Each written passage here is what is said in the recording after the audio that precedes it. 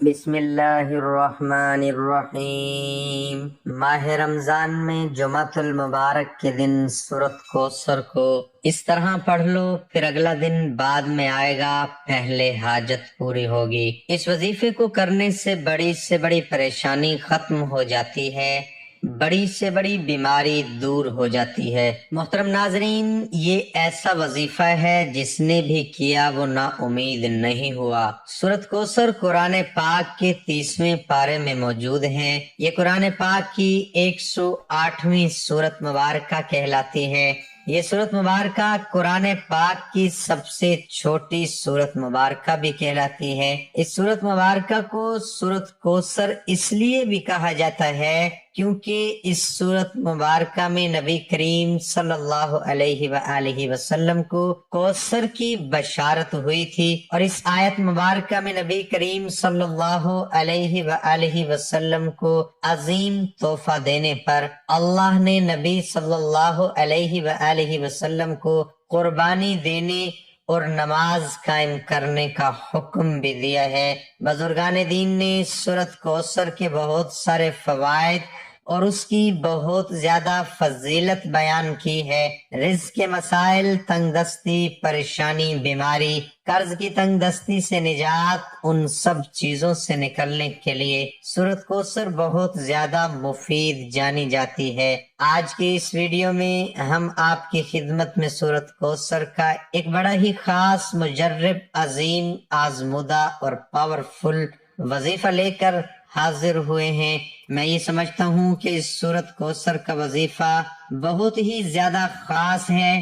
اس وظیفے کو آپ کسی بھی حاجت کے لیے کر سکتے ہیں، اور آج تک جتنے بھی بہن بھائیوں نے اس عمل کو کیا، اس وظیفے کو کیا، ان کی بڑی سے بڑی سخت سے سخت حاجت بھی اللہ تبارک و تعالی نے اپنے کرم و فضل سے پوری فرمائی۔ ناظرین، آج کا وظیفہ جو کہ سورۃ کوثر کا وظیفہ ہے، آپ نے کیسے کرنا ہے اور اس وظیفے کو آپ نے کس وقت کرنا ہے، یہ سب جاننے کے لیے آپ سے گزارش ہے کہ آج کی ویڈیو کو آخر تک دیکھیے گا۔ محترم ناظرین، ہماری اول دن سے یہی کوشش رہی ہے کہ ہمارے چاہنے والے، ہمارے سننے والے 5 وقت کے نمازی بن جائیں، اور اس کے ساتھ اگر ان کی زندگی میں کوئی بھی مسائل ہیں، پریشانیاں ہیں، رزق کی تنگی ہے، تو وہ ہمارے ان وظائف کی مدد سے ان پریشانیوں سے نکل جائیں، اور اس کے ساتھ ہم آپ کو 5 وقت نماز پڑھنے کی تلقین بھی کرتے ہیں،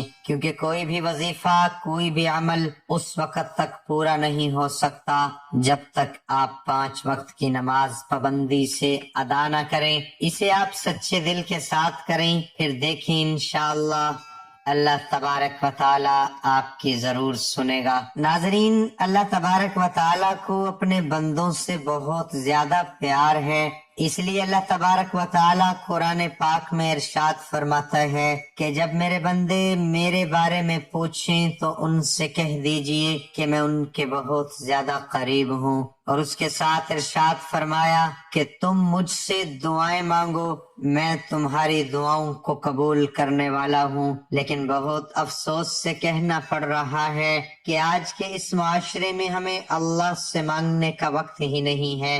آج کل ہر بندہ یہی کہتا ہے کہ اس کے پاس وقت نہیں ہے، لیکن وہ پھر بھی پریشان حال رہتا ہے۔ ناظرین، اگر ہمیں اس دنیا میں رہنا ہے تو ہمیں زندگی گزارنے کے لیے کچھ نہ کچھ کرنا پڑتا ہے، لیکن اس کا یہ مطلب یہ نہیں کہ ہم اللہ اور اس کے پیارے نبی حضرت محمد مصطفیٰ صلی اللہ علیہ وآلہ وسلم کو مکمل طور پر بھلا دیں، اور ہمارا دین اسلام اتنا پیارا مذہب ہے کہ یہ کبھی ایسا درس نہیں دیتا کہ آپ صرف اور صرف اللہ کی ہی عبادت کریں، بلکہ یہ درس دیتا ہے کہ آپ دنیا کے ساتھ ساتھ دین کو بھی کمائیں، اور جو بھی مانگنا ہو صرف اور صرف اللہ کی ذات سے مانگیں، اپنا عقیدہ ٹھیک کریں۔ اس لیے پیارے بھائیوں اور بہنوں، آج جو سورت کوثر کا وظیفہ بتایا جائے گا، آپ نے اس عمل کو سچے دل کے ساتھ کرنا ہے، اور اس وظیفے کو کمپلیٹ کرنے کے بعد، مکمل کرنے کے بعد آپ کو جیسے بتایا جائے گا اس طریقے سے آپ نے اللہ پاک کے حضور سچے دل کے ساتھ دعا مانگنی ہے، اور اپنا مسئلہ، اپنی حاجت، اپنی تنگ دستی، اپنی پریشانی اللہ کی بارگاہ میں پیش کرنی ہے۔ پھر دیکھیں کہ اللہ آپ کی کیسے سنتا ہے۔ ناظرین، وظیفے کی جانب چلنے سے پہلے آپ کو سورت کوثر کے چند شان و نزول بتا دیتا ہوں۔ عاص بن وائل جو کہ مشرکین کے سرداروں میں سے تھا، اس نے ایک مرتبہ مسجد سے نکلتے وقت نبی کریم صلی اللہ علیہ وآلہ وسلم سے ملاقات کی۔ وہ کافی دیر تک نبی کریم صلی اللہ علیہ وآلہ وسلم سے باتیں کرنے لگا۔ دور بیٹھا قریش کا ایک گروہ یہ سب ماجرا دیکھ رہا تھا۔ قریش کے گروہ نے عاص بن ویل سے پوچھا کہ تو نبی کریم صلی اللہ علیہ وآلہ وسلم سے کیا باتیں کر رہا تھا؟ تو عاص بن ویل نے جواب دیا، میں اس ابتر شخص سے باتیں کر رہا تھا۔ اس نے ابتر کا لفظ اس لیے استعمال کیا کیونکہ نبی کریم صلی اللہ علیہ وآلہ وسلم کے فرزند عبداللہ دنیا سے رخصت ہو چکے تھے، اور عرب معاشرے میں یہ دستور تھا کہ جس کی کوئی اولاد نہ ہو، نرینہ اولاد نہ ہو، یعنی کوئی بیٹا نہ ہو، تو ایسے شخص کو ابتر کہا جاتا تھا۔ لیکن قریش میں جو نبی کریم صلی اللہ علیہ وآلہ وسلم کے دشمن تھے، عبداللہ کی وفات کے بعد انہوں نے نبی کریم صلی اللہ علیہ وسلم کو ابتر کا لفظ دینا شروع کر دیا۔ ایسے موقع پر اللہ تبارک و تعالیٰ کی رحمت جوش میں آئی، اور اللہ پاک نے نبی کریم صلی اللہ علیہ وآلہ وسلم کو سورت کوثر کا تحفہ دیا، جس میں انہیں جنت میں کوثر کی بشارت ہوئی۔ ایک روایت میں آتا ہے کہ صحابہ اکرام بیان فرماتے ہیں، ایک روز نبی کریم صلی اللہ علیہ وآلہ وسلم ہمارے درمیان بیٹھے تھے۔ اچانک نبی کریم صلی اللہ علیہ وآلہ وسلم پر ایک نیند اور بے ہوشی کی کیفیت طاری ہو گئی۔ تھوڑی دیر بعد نبی کریم صلی اللہ علیہ وآلہ وسلم نے اپنا سر مبارک اوپر اٹھایا، مسکرانے لگے۔ صحابہ کرام نے پوچھا کہ اے اللہ کے رسول، آپ کس وجہ سے مسکرا رہے ہیں؟ تو آپ صلی اللہ علیہ وآلہ وسلم نے جواب دیا کہ مجھ پر ابھی ایک سورت نازل ہوئی ہے۔ پھر آپ صلی اللہ علیہ وآلہ وسلم نے بسم اللہ الرحمن الرحیم کے ساتھ سورت کوثر کی تلاوت فرمائی۔ پھر نبی کریم صلی اللہ علیہ وآلہ وسلم نے پوچھا، اے صحابہ، کیا آپ کو معلوم ہے کہ یہ کوثر کیا چیز ہے؟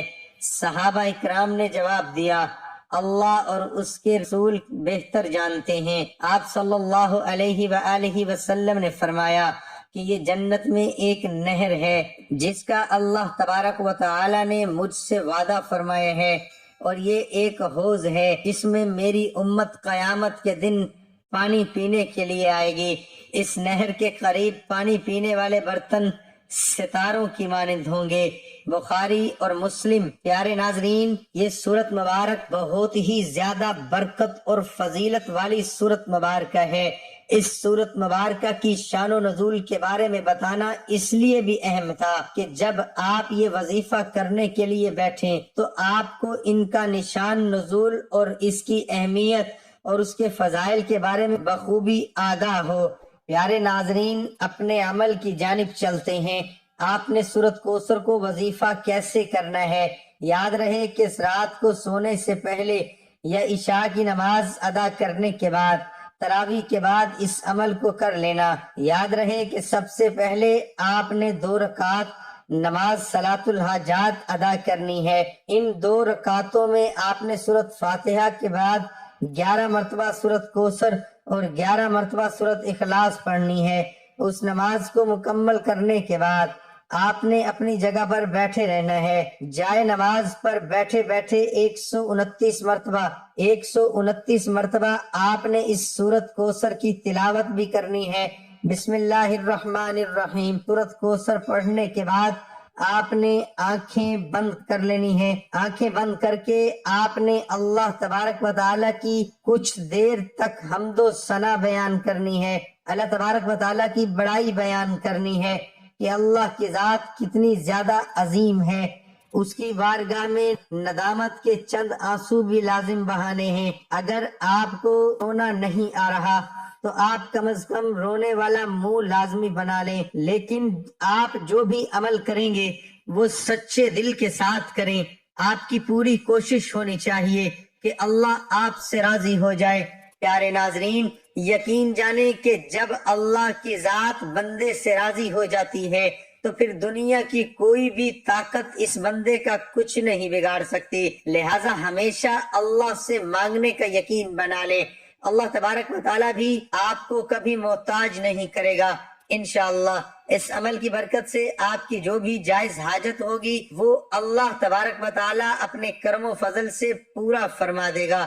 اور جو میرے اور آپ کے رشتہ دار، دوست، احباب جو اس دنیا سے رخصت ہو گئے ہیں، اللہ پاک رمضان کی برکت سے ان سب کی بخشش فرما اور ان کے درجات بلند فرما اور کمی پیشی معاف فرمائے اور جنت الفردوس میں اعلیٰ مقام عطا فرمائے۔